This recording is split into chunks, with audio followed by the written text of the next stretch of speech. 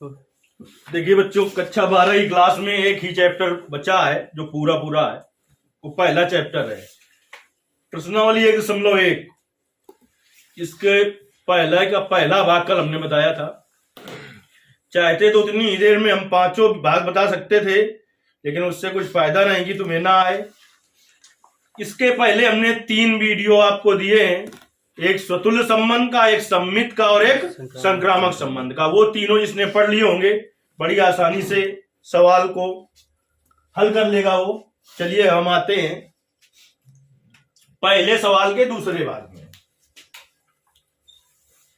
देखिए, कहता है सवाल कि प्राकृतिक संख्याओं के समुच्चय n में, n समुच्चय जो है वो क्या है, n है, और वो क्या है, प्राकृतिक संख्याओं का समुच्चय। प्राकृतिक संख्याओं का समुच्चय, संख्याओं का समुच्चय। पहले के 5 भाग में क्या करना है, तुम्हें बताना है कि संबंध सिद्ध नहीं करना है, बताना है कि स्वतुल्य, सम्मित और संक्रामक है कि नहीं है। जो ये सवाल कर लेगा तो तुल्यता संबंध कर लेगा, क्योंकि तुल्यता संबंध में भी हमें तीनों सिद्ध करने होते हैं। लेकिन तीनों जब हो तभी वो तुल्यता संबंध होता है। तो ए जहां यन होता था, अभी तक जितने भी हमने सवाल बताए इसके, तो हमने समुच्चय को ए से लिया था, लेकिन यहाँ पर समुच्चय को किससे लिख दिया, उसने यन से लिख दिया। कोई दिक्कत नहीं, लेकिन ये ध्यान रखना समुच्चय को हमेशा कैपिटल लेटर में प्रदर्शित किया जाता है। अब प्राकृतिक संख्याओं का समुच्चय है तो समझ लो प्राकृतिक संख्या क्या होंगी। 1 से शुरू होती है प्राकृतिक संख्या, 1 2 3 डॉट डॉट प्लस इन्फिनाइट तक, ये सभी क्या होंगी, प्राकृतिक संख्याएं होंगी। अच्छा, ये तो प्राकृतिक संख्या हो गई आपकी। फिर कह रहा है आर बराबर, आर क्या होता है, संबंध होता है। क्या होता है, संबंध, रिलेशन माने संबंध होता है, इसीलिए आर से लिखा जाता है। तो x, y such that y बराबर x + 5 तथा क्या है, x < 4 द्वारा परिभाषित संबंध बताना है। आर स्वतुल्य, सम्मित और संक्रामक तीनों की जांच करनी है। देखिए, हमने पहले वाले भाग में विकल्प बताया था कि यहां पर थोड़ा और लिखा होना चाहिए कि x, y बिलोंग्स टू, अगर समुच्चय ए होता तो ए, नहीं है तो n। ये सवाल में नहीं दिया उसने, कल वाले विभाग में हमने बताया था कि बिलोंग्स टू ए उसको दिया होना चाहिए। अब देखिए, जैसे हमने समझाया था, आपने हमारी पूरी बात अगर नहीं सुनी होगी तो हमने ये बताया था कि तीनों ही संबंधों में जो समुच्चय है वो परिमित होना चाहिए, जबकि ये क्या है, अपरिमित समुच्चय है। जब अपरिमित समुच्चय है तो संबंध आर के क्या नहीं बना पाएंगे, हम युग्म नहीं बना पाएंगे। लेकिन पूरी बात सुनिए हमारी, यहां पर उसने हमारी हेल्प कर दी है कि x का जो मान लेना है वो 4 से कम लेना है। तो x के मान 4 से कम क्या क्या होंगे, 1 2 3। अब तुम सोचो 0 -1 ये भी तो छोटे हैं 4 से, लेकिन ये कहां पर, x किस पर बिलोंग करना चाहिए, n में। और n क्या है, प्राकृतिक संख्या को समुच्चय। सबसे छोटी प्राकृतिक संख्या तो ये क्या होती है।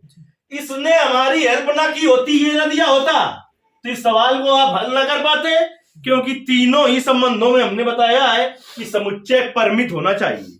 कैसा होना चाहिए, परिमित समुच्चय किसे कहते हैं, ऐसा समुच्चय इसमें अवयवों की संख्या निश्चित हो जबकि इसमें निश्चित नहीं है। तो कैसा समुच्चय है, अपरिमित है। तो अगर ये पॉइंट ना दिया होता तो इस सवाल को हल ही ना कर पाते हम, क्योंकि समुच्चय कैसा होना चाहिए, परिमित, तभी संबंध के युग्म बन पाते। x, y का जो मान लिखते हैं इसे युग्म कहते हैं, और जो समुच्चय में दिया होता है इसे कहते हैं अवयव। क्या कहते हैं, अवयव। तो देखिए, यहां से r का मान निकाल लिया जाए। अब r बराबर क्या होगा, r बराबर क्या होगा, देखिए बेटा, r बराबर क्या होगा, x का मान इसमें 1 रखो, इसमें x का मान 1, तो y का मान कितना आ जाएगा, 6। फिर x का मान कितना रखोगे, इसमें 2, तो रखो x का मान 2, तो y का मान 7। फिर x का मान कितना रखोगे, 3, तो कितना हो जाएगा, 8। ये हमें मिल गया क्या, संबंध। ठीक, अब चलिए आते हैं स्वतुल्य, पहले चेक करते हैं। किस पर चेक करते हैं, स्वतुल्य पर हमने क्या बताया था कल के वीडियो में बताया था, आज फिर से देख लीजिए। हमने कहा था स्वतुल्य का सूत्र कि यक्स अगर लिखा है तो यही फिर लिख दो, x comma x belongs to R फॉर यूरी, यक्स बिलोंग्स टू ए हमने बताया था। लेकिन यहां पर क्या है, यन है तो यन लिखा जाएगा। अगर ए लिया है आपने, ए क्या, ये यक्स और ए क्या है, ये समुच्चय के अवयव है, जिसमें जैसे समुच्चय का अवयव क्या है, एक, तो एक लेंगे। तो जो यहां पर लिखो वही यहां पर लिख दो, belongs to R comma four यूरी, ये क्या है, फॉर यूरी, प्रत्येक के लिए। तो यहां पर ए है तो ए बिलोंग्स टू कैपिटल ए। अधिकांशतः इसको समुच्चय को किससे लिखा जाता है, ए से, लेकिन इसमें किससे लिख दिया है, यन से, तो यन लिखा जाएगा। अब देखिए हमने तुम्हें वहां पर 3 वीडियो में 3 पॉइंट सिखाए थे। पूरा खेल हमने बताया था कि पेन हमें कहां से चलाना है।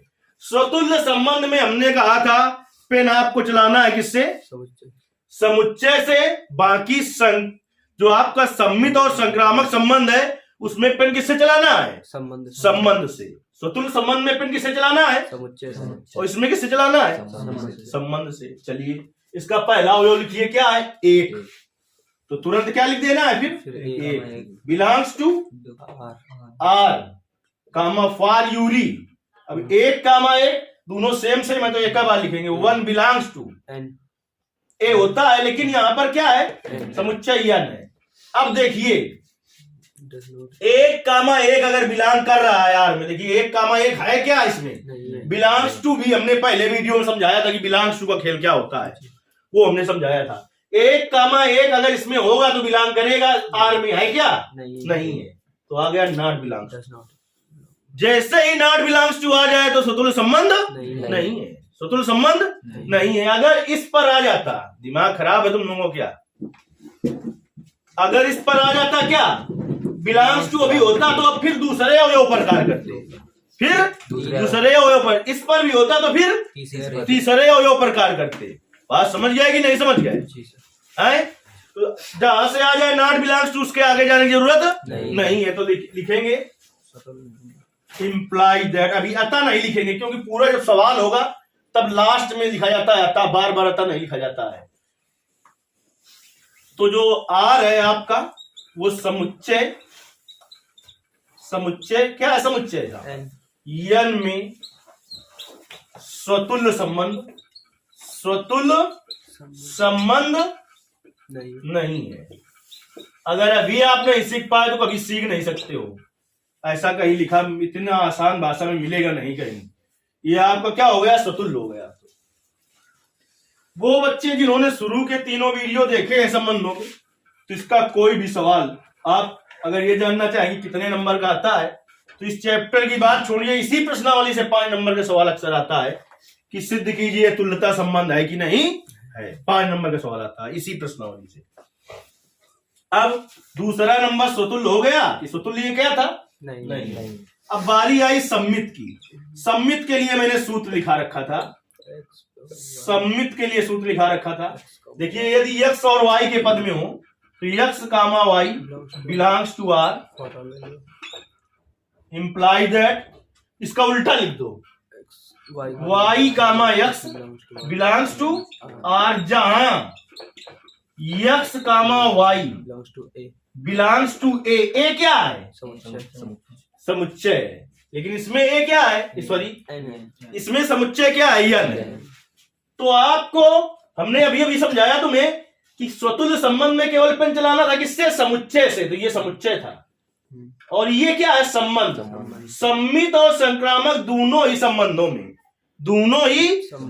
में पेन कहां से चलाते हैं, संबंध से। तो इसका पहला अवयव उठाइए, क्या है, 1,6। ये तुम्हें आर से लेकर चलना है, ये कहां से लेके चलना है, आर से लेके चलना है, और ये आर में मिलना चाहिए। तो 1,6 belongs to R, imply that, तुरंत लिख दो 6,1 बिलोंग्स टू आर, कामा जहां इसमें 2 अवयव हैं, 1 और 6, बिलोंग्स टू किसमें करेगा, यन में करेगा। देखिए 1 और 6 इसमें नहीं मिलेंगे क्या है, जब आगे चले जाएंगे 6 मिलेगा कि नहीं मिलेगा। अब देखिए यहाँ नॉट बिलोंग्स टू नहीं आ सकता है क्योंकि ये तो लेके चले थे, और यहाँ भी कभी नॉट बिलोंग्स टू नहीं आएगा, आएगा तो यहाँ पर आएगा। अब देखिए 6 कामा 1 इसमें मिल रहा है कि नहीं मिल रहा है? नहीं मिल रहा है, नहीं मिल रहा है तो नॉट बिलोंग्स टू। जब नॉट बिलोंग्स टू आ जाए जैसे ये, तो संबंध स्वतुल्य संबंध नहीं है, तो फिर लिखेंगे सम्मित संबंध नहीं है। मतलब जिसमें भी नॉट बिलोंग्स टू आ जाए, स्वतुल्य में आ जाए तो स्वतुल्य नहीं है, सम्मित में आएगा सम्मित। संक्रामक को 2 नामों से जानते हैं, संक्रमक या संक्रामक, उसमें आ जाए तो लिखेंगे आर समुच्चय, आर समुच्चय यन में सम्मित संबंध नहीं है। ये हो गया आपका सम्मित। नहीं आया समझ में? अब देखिए तीसरे संबंध में आए हम, तीसरे संबंध में आए किसमें? संक्रामक संबंध में आते हैं। अब बारी किसकी आती है? देखिए उन बच्चों को हमको ये बिल्कुल नहीं बताना चाहिए जो पहले से देखते आए होंगे, और आपको समझ में भी तभी आएगा जब तीनों का वीडियो आप देख चुके हो तब। तो अब बात करते हैं हम संक्रामक संबंध। संक्रामक संबंध के लिए सूत्र हमने क्या लिखा रखा था? सूत्र समझिए पहले, तब इसका खेल समझ पाओ। पेन तो हमें पता है कहां से लाना है, संबंध से चलाना है। किसमें किसमें? सम्मित में और संक्रामक में। स्वतुल्य में समुच्चय से चलाना है। तो देखिए अगर x comma y belongs to R, और लिखना है, और के बाद यही जो यहाँ पर लिखा है वही वहां पर फिर लिख देना है। क्या? y, तो फिर एक और ले लेना है z बिलोंग्स टू r, तब x, इसको क्या कहते हैं? इम्प्लाइड है। ये सेम वाला काट दो तो क्या बचा? x comma z belongs to r, जहां ये अवयव है समुच्चय के, x comma y comma z belongs to a होता है, और यहाँ पर क्या है? यन है समुच्चय, तो यन लिख लेंगे। अब समझिए खेल, किसको लेके चले हम? पहला अवयव लो, इसका क्या है? 1 कामा 6, और दूसरा अवयव इससे ऐसा ढूंढ के लिखना है जो 6 से शुरू हो। है कोई इसमें? ये अवयव तुमसे बात करने के मूड में नहीं है, छोड़ो इसको। अब दूसरा अवयव लो, 2 कामा 7, 2 कामा 7 बिलोंग्स टू आर, और ऐसा अवयव लिखना है दूसरा यहीं पर जो 7 से शुरू हो। है इसमें कोई? ये भी तुमसे बात करने के मूड में नहीं है, इसका भी काम हो गया खत्म। तीसरा अवयव लो, 3 कामा 8 बिलोंग्स टू आर, और इसका लास्ट पॉइंट क्या है? 8 से शुरू होने वाला अवयव लिखो। इसमें कौन सा है? नहीं है, ये भी बात करने के मूड में नहीं है। संक्रामक संबंध जब हमने बताया था तो हमने कहा था कि संबंध में जितने युग्म है उसमें एक युग्म अगर बात कर दे तो और बात करें चाहे ना करें, वो संबंध संक्रामक संबंध हो जाएगा। लेकिन एक भी अवयव न सत्य बात करे ना असत्य, ये बात करने को तैयार है नहीं है, न सही ना गलत। अगर जितने युग्म है वो कोई बात ना करे, यानी कोई सही या गलत बात बोलने को तैयार ना हो, तो वो संबंध संक्रामक संबंध नहीं होता। अगर इतने युग्म थे, इसमें एक भी युग्म सही बोल देता, बाकी ना बोलते, बाकी ऐसा नहीं गलत बोलते। अगर गलत बोल देते, एक सही बोलता और गलत बोल देते, या कोई भी एक गलत बोल देता और सब सही बोलते, तो तब भी ना होता। और अगर एक सही बोल देता बाकी बोलते ही ना, बाकी ना बोलते तो होता। सब ना बोले जितने अवयव हैं, तब भी संबंध नहीं होगा, तब भी संबंध संक्रामक नहीं होगा। समझे बात? तो देखिए इंप्लाइज दैट आर समुच्चय ए में, आर समुच्चय, सॉरी ए नहीं है समुच्चय, इसमें सवाल में क्या है? एन में संक्रामक संबंध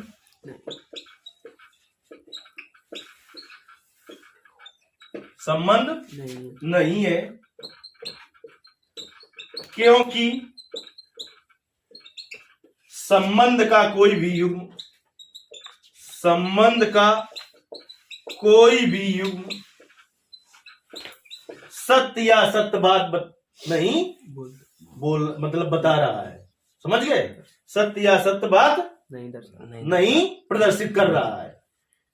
तो अब लिखेंगे अतः आर समुच्चय, क्या है समुच्चय, यन में ना तो स्वतुल्य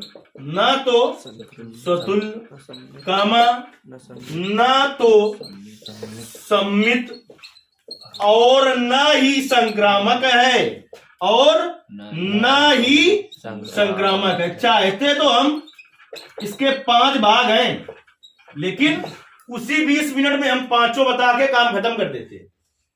यदि आपको समझ में आ गया ये सवाल तो बहुविकल्पी प्रश्न में जब कभी आ जाए, बहुविकल्पी प्रश्न में जब कभी आ जाए तो समझिए एक भी हल करने की जरूरत नहीं है। हमने कहा फिर इससे चलाना है तो एक से चलाओगे तो 1 कामा 1 इसमें मिलना चाहिए, तो स्वतुल्य है, मिल रहा है क्या? नहीं। अगर मिल जाता तो फिर देखते हैं 2 कामा 2 होना चाहिए, तो है क्या? नहीं है। तो पहले ऐसे पता चल गया कि स्वतुल्य नहीं है, हल करने की जरूरत नहीं, सेकंड में उत्तर लो। 1 कामा 6 लेके चलोगे सम्मित में तो इसका पलटा उल्टा इसी में मिलना चाहिए, है क्या? सम्मित नहीं है, देखिए सेकंड में उत्तर।